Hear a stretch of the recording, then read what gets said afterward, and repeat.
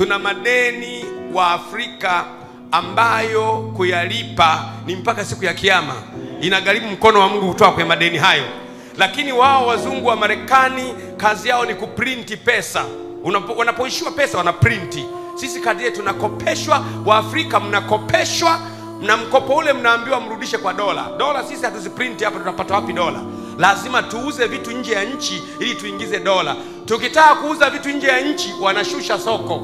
Mnauza mambo mengi, mnapata vidola vichache. Deni liko pale pale, mtanyoka, mkae chini ya mikono yangu. Lakini Mungu anasema siku za mwisho katika Afrika, Mungu anawainulia mtu wa Afrika ajuae maarifa, atakaivusha Afrika kwenye daraja lililokwama. Liko daraja limevunjika la Afrika kwenda kwenye kesho yao. Hii si hali yetu, haya sio maisha yetu. Tumelindwa hivi na Bwana kwa ajili ya kuvuka. Vuka Afrika, vuka na watoto wako, vuka na mali yako, vuka na utajiri wako, vuka na familia yako, vuka na pamba yako na madini yako na mifugo yako na korosho zako. Vuka Afrika, na Mungu atakuinulia mtu wakati ujao atakayekuvusha. Na huyu mtu hatakuja kwa mkono wa binadamu, atakuja kwa mkono wa Bwana.